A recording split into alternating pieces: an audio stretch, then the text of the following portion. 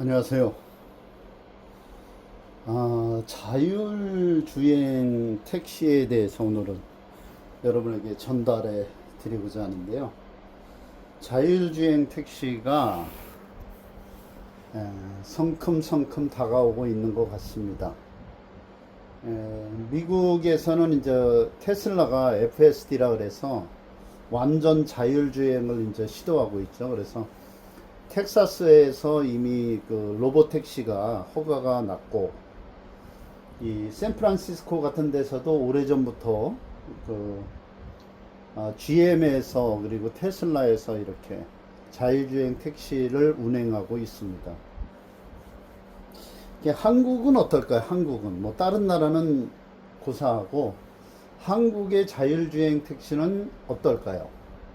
요즘에 지금 밤에 그 버스도 자율주행 버스가 있지 않습니까? 그래갖고 그 노선을 따라가는 거니까 사실 그건 뭐 이게 버스 노선이 있어서 굉장히 그 쉬울 거예요. 그래서 운행되고 있고, 또 택시도 강남 쪽에서 지금 자율주행 무료 택시가 운행되고 있지 않습니까?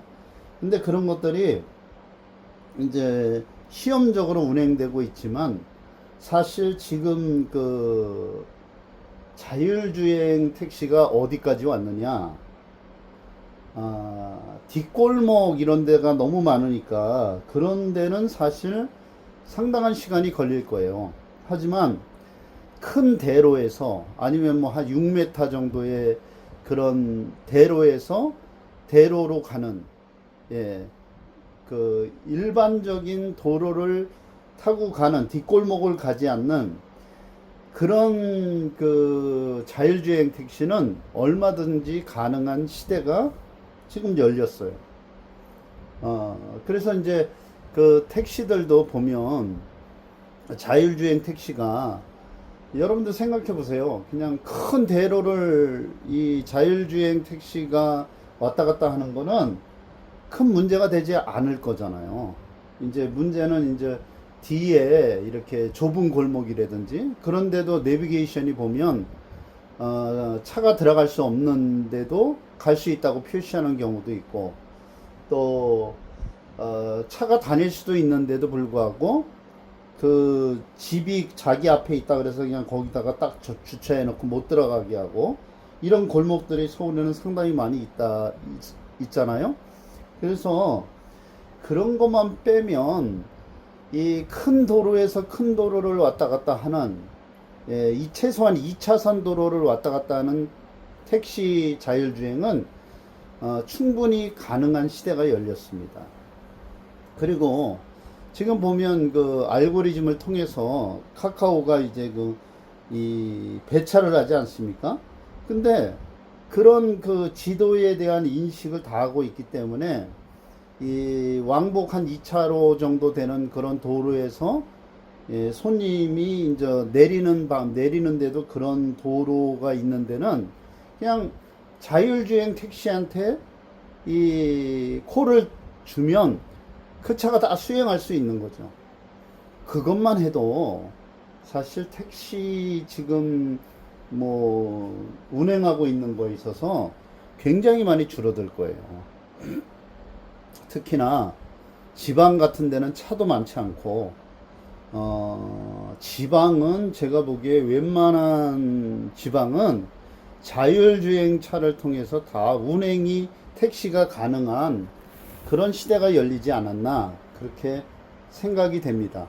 지금 그래서 뭐 택시 그 넘버 값이 뭐 왔다 갔다 한다 그러고, 사실 뭐 저 지방 뭐 세종시라든지 이런 지방 같은 데 보면 뭐 2억대도 있고, 뭐 저 속초 같은 데는 1억 9천인가 막 이러고 이러는데, 사실 속초 같은 데 자율주행 택시 하면요, 일반 택시들 필요하지 않걸랑요. 그러니까 그런 차들이 앞으로는 뭐 처음에는 반발하겠죠. 택시, 개인 택시라든지 택시 사업자들이 반발을 하겠지만, 정부라는 건 일부 반발을 한다 그래서 그냥 물러서지 않죠. 더군다나 또 어차피 이게 지금 자율주행 시대로 넘어가고 있고, 그걸 반발한다 그래서 뒤로 물러가고 그러는 정부가 아니죠. 정부들이. 그러니까 어떤 정부가 돼도 어떤 그 미래 산업에 있어서 양보할 게 있고 양보하지 못할 게 있는데, 결국은 이 자율주행 택시로, 그리고 자율주행 버스로, 그리고 자율주행 전철, 뭐 KTX 이런 게 다 자율주행으로 넘어가는 시대가 됐다, 이렇게 생각하면 될 것 같습니다. 그래서 저는 보기에 길면 10년, 뭐 짧으면 5년 안에 그 자율주행 차들이 상용화가 돼서 점점 이제 이 사회에 진출하게 되면, 일자리가 점점 줄어들겠죠. 저는 요즘에 미래에 대한 걱정이 상당히 많습니다. 야, 이거 도대체 어떻게 뭘 투자해야 되지? 아니면 미래에 대해서 이 불투명한 시대에 특히 한국의 지금 미국의 관세 때문에 뭐 상당히 난리가 났고, 또 여천이라든지 여수라든지 울산이라든지 이 화학단지가 다 무너지고 있고, 또 철강 산업도 흔들리고 있고, 또 자동차 수출의 길도 뭐 이게 흔들리고 있는데, 막 주식은 막 올라가고 있잖아요. 그런데 과연 이 주식이 언제까지 이게 괜찮을까? 또 다음 달이면 뭐 금리를 인하하게 될 거다. 왜냐면 그 미국의 그 고용 지표가 둔화되고 있어요. 그래서 이제 금리를 어쩔 수 없이 내릴 것이다, 이런 전망이 많은데, 금리를 내리면 주식이 막 올라갈 거다, 이렇게 얘기하고 있지 않습니까? 근데 사실 주식이라는 건 언제 떨어질지도 모르잖아요. 여러분 생각해 보세요. 지금 관세가 이렇게 막 올라가고 난리를 피잖아요. 뭐 15%다 막 해가지고, 뭐 자동차는 25%, 철강은 50%막 난리를 피는데, 이 가격이 올라가면 이 처음에는 막 난리를 피죠. 아우성을 피죠. 그렇지만 이건 그냥 고착되는 거예요. 여러분들 보세요. 지금까지 살아오면서 뭐 물건 가격이 올라갔어. 어우, 너무 비싸. 그래도 그 가격이 떨어지던가요? 계속 올라가죠. 예, 그리고 어느 정도 지나가면 다 잊어버려요. 예, 마비가 되는 거예요. 예.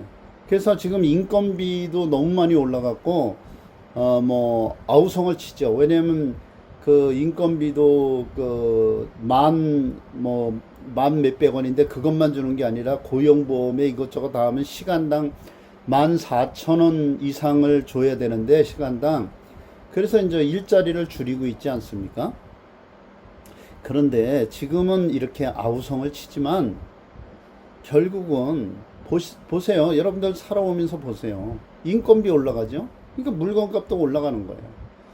저는 요즘에 저는 프렌치 커피를 먹는데, 예전에는 그 봉지 커피가 인터넷에서 사면 그 한 100원 정도, 100개에 한 10,000원 정도, 비싸야 11,000원, 요 정도에 구입을 했단 말이에요. 지금은 뭐 15,000원. 예, 거의 뭐 40%, 50%가 오른 것 같아요. 예, 맥심 커피는 더 올라간 것 같아요. 그래서 맥심으로 바꿀까 그러고 봤더니 맥심은 더 올랐어. 근데 그게 그렇게 많이 4, 50%씩 막 올라가지만, 아우성을 치지만, 결국은 그냥 받아들일 수밖에 없다는 거예요. 예. 그러니까 이 미국과의 전쟁의 관세도 결국 그냥 그렇게 고착화되는 거예요. 지금은 아우성을 치지만 조금 있어 보세요. 2, 3개월 지나면 그게 당연한 것처럼 그냥 또 시대가 흘러가고, 물가는 그만큼 올라가는데, 문제는 이 대한민국이 지금 벌어들이는 것보다도 쓰는 돈이 더 많아서 이 인플레이션이 심하게 되는데, 과연 대한민국 돈이 달러나 엔화나 유로화에 대비해서